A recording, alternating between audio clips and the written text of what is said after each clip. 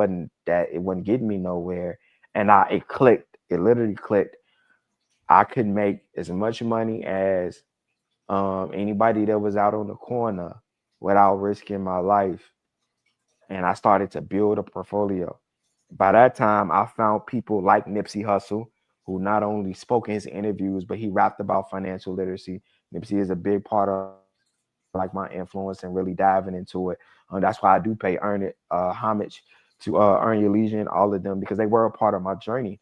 But Mm-hmm. that happened later, and it was because my mom struggled a lot. My mom was trying to do the rent to own, which if you wasn't doing nothing but paying the mortgage and you wasn't Mm-hmm. finna own the crib, and he expecting you to move as within the next 5 years. Is you really finna rent to own for 30 years? Who really finna do that? And then when it come to another one was my car.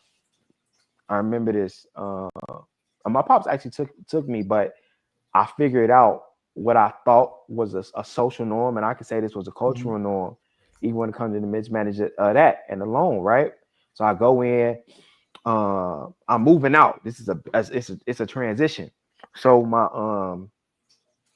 my grandfather and I had a job. So in between 18 to about 22, even up to now, I've always had a job, but I wasn't making money that would be considered six figures and so forth. Like we just over broke, job, Mm-hmm.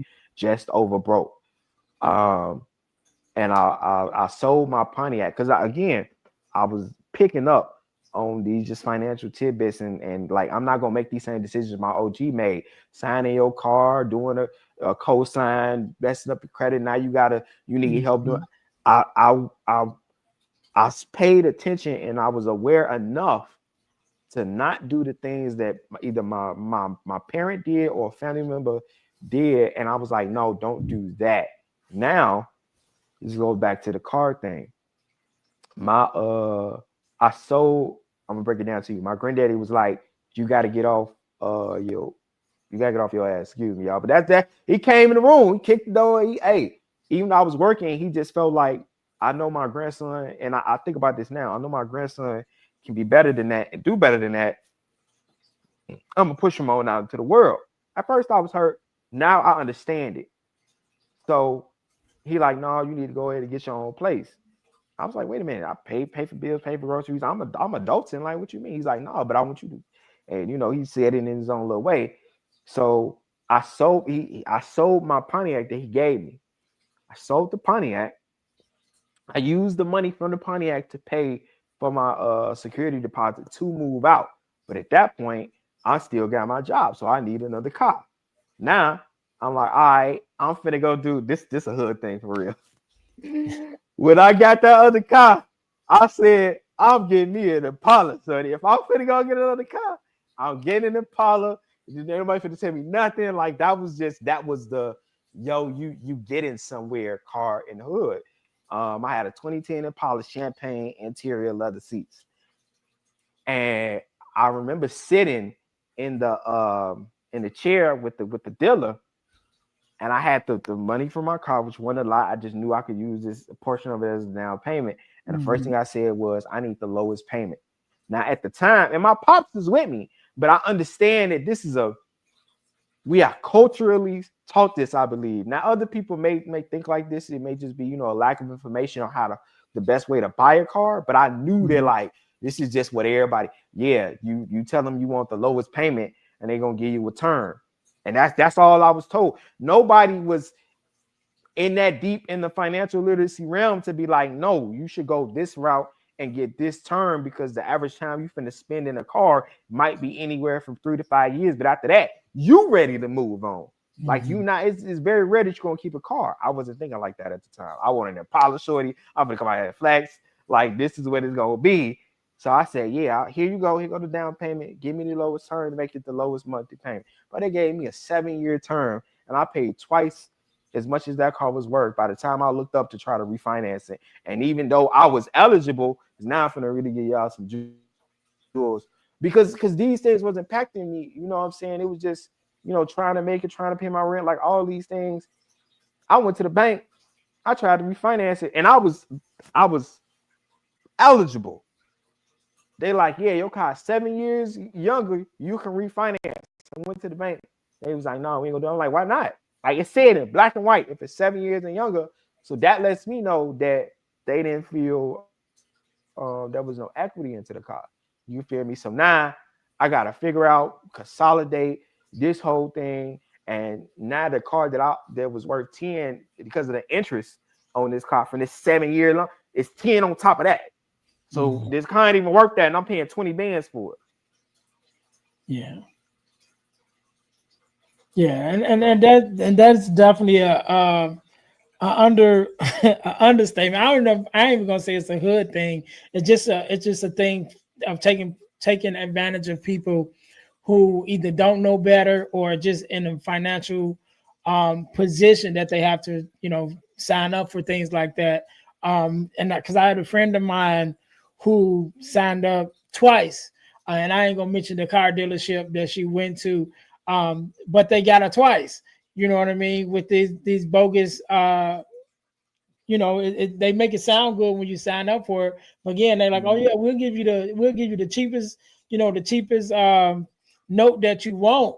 But then when you look at the whole thing of the amount of time that they get you for, and amount of money that's actually going to the car, to the principal and to the car, 2 times I had to sit down with her, after she had credit already did score. it. You know what I mean? She had already did it by then. And then she's complaining about, man, I had this car for this many years and I still owe this much on it. And I'm like, well, what did you sign up for? And when she even mentioned who she got the car from, I'm like, never go there. You know what I'm saying? But Mm-hmm. yeah, but sometimes we find ourselves in these financial positions that don't allow us to move forward like we would like to, in our communities and amongst our families. But before we get out of here, now that you are more savvy in the financial space, and being a speaker as you are, to being able to have these discussions, what is something that you would recommend us or recommend our listeners, even on that journey for knowing that today, okay, I want to do something different today. You know what I mean? I want to start changing some things today. Where would you recommend us to start?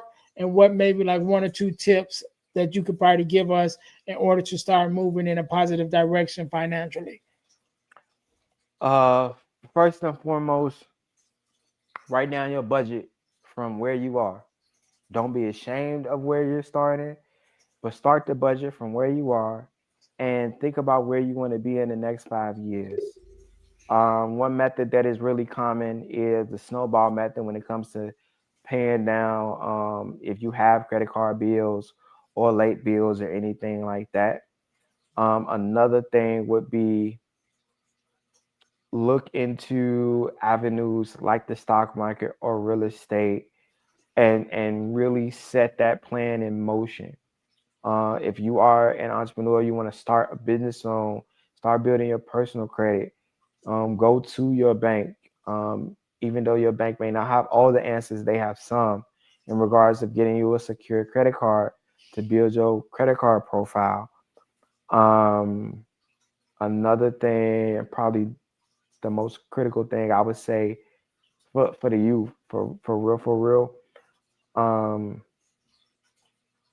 be aware of your spending habits and school loans. Education is very important, but pay attention to where you spend the money on education. Even if it's not traditional school, whether it's trade school or online courses, whether it's career path directional courses or educational courses. Think about sit down with yourself at 17 or 18 for those in this generation. What do you really want to do? What do you love? What school offers you that? What resources like scholarships, grants, or other things that can help pay towards that, and what's cost effective for you? Your education, there is no dollar amount. It's that degree that matters. So I don't care that it's at you started from a community college or you go to a city college. I care that you graduate, because what's going to say on that paper is that you got a bachelor's degree, that you got an associate's, that you got a PhD. All that, I want to go here. If you do, that's great. The HBCUs is great. But when it comes to the usefulness of finishing your education and you not being a student debt, I had a high school teacher told me that, man, I got so much debt just from going there. It's I might not never pay it off. I would rather you not find a feasible way for you to get to whatever your career path of success is. And that'll probably be my last one. Yeah, yeah, I love it. I